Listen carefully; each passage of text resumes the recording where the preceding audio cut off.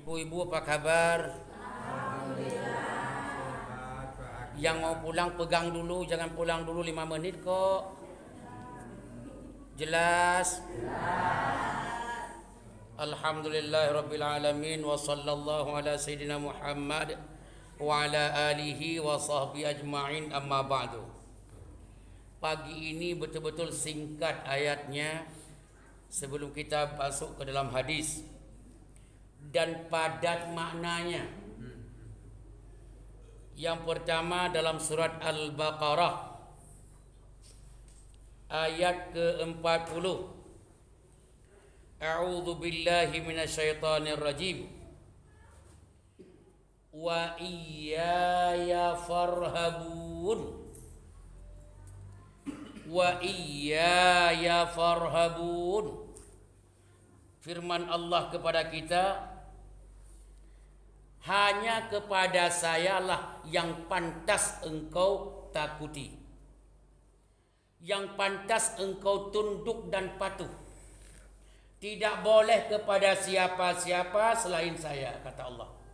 Wa iyaya, hanya kepada saya, kata Allah. Farhabun, takutlah, tunduklah.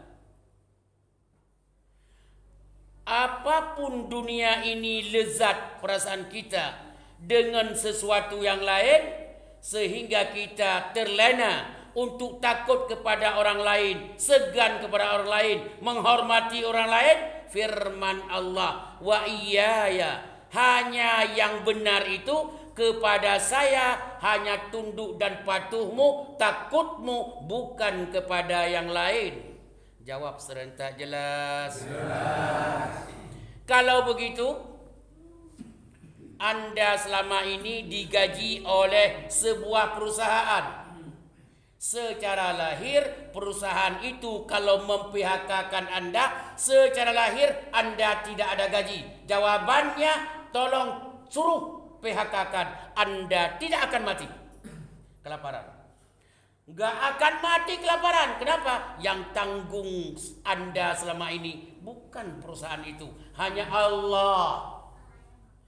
Tidak sedikit orang tidak ada kerja, tidak sedikit. Kalau mau lihat orang tidak menganggur kerja 95%, pergi ke kampung-kampung waktu mudik nanti. Tanya, semua nggak ada kerja. Tapi tidak pernah mati kelaparan. Malah mereka haji. Sementara yang di Jakarta, yang di kota-kota bekerja siang dan malam, banting tulang, perusahaan ini, perusahaan sana, sampai sekarang jangankan haji, umrah pun belum.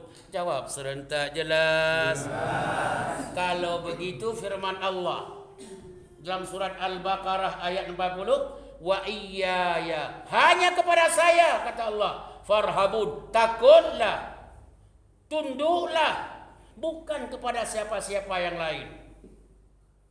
Itu namanya full iman kepada Allah. Jangan takut hidup ini. Di PHK-kan saya 1000 kali. Nggak akan mati kita kok. Tidak akan mati kelaparan, enggak. Buktinya ribuan jutaan orang nggak ada kerja, nggak mati kelaparan kok. Jawab serentak dengan iman jawabnya. Jelas? Jelas. Ayat yang kedua. Wah, ini yang indah ayat kedua. A'udzubillahi minasyaitonirrajim. Allah berfirman dalam surat Al-Buruj ayat 12. Surat Al-Buruj ayat 12. A'udzubillahi minasyaitonirrajim. Inna batsya rabbika lasyadid. Inna batsya rabbika lasyadid. Apa arti batsya rabbika? Azab kemarahan Tuhanmu itu.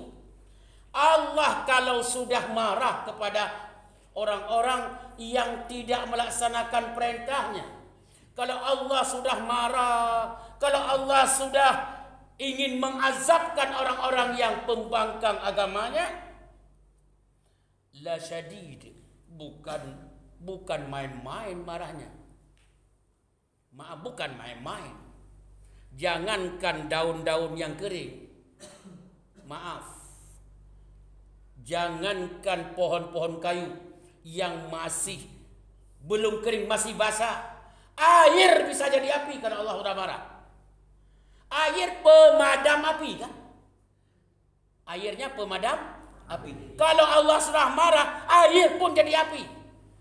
Inna batsya rabbika lasyadid.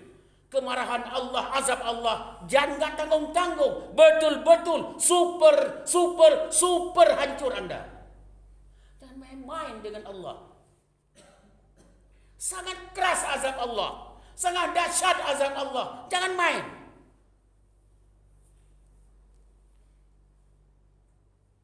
Orang kalau sudah masuk dalam kuburan karena dia tidak pernah melaksanakan perintah Allah, pembangkang Allah, cuma dia hidupnya adalah ke kiri terus, ke kanan, enggak pernah.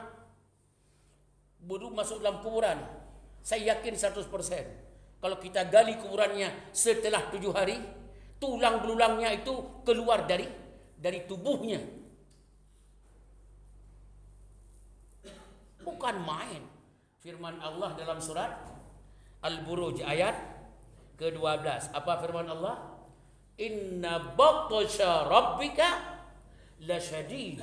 Kemarahan Allah, azab Allah lasyadid, benar-benar keras, dahsyat, kuat, enggak ada bisa melawannya. Ayo bergabung dengan apa? Dengan ayo kita beriman kepada Allah, iman yang benar. Takut kepada Allah, takut yang benar. Laksanakan perintah Allah dan tinggalkan larangannya selama hayat anda di kandung badan. Sebelum Allah memanggil, laksanakan itu. Insya Allah kita mohon kepada Allah rahmatnya, pengampunannya. Semoga kita, kalau kita harus dipanggil hari ini, dipanggil besok, kapan-kapan dipanggil, kita ada cucuran rahmat Allah dalam hidup di hari akhirat nanti insya Allah. Jawab serentak dengan semangat pagi jelas. Baca subhanakallahumma wa bihamdika asyhadu an la ilaha illa anta astaghfiruka wa atubu ilaik. Wa sallallahu ala sayyidina Muhammad wa alihi wasahbihi walhamdulillahirabbil alamin. Wassalamu alaikum warahmatullahi wabarakatuh.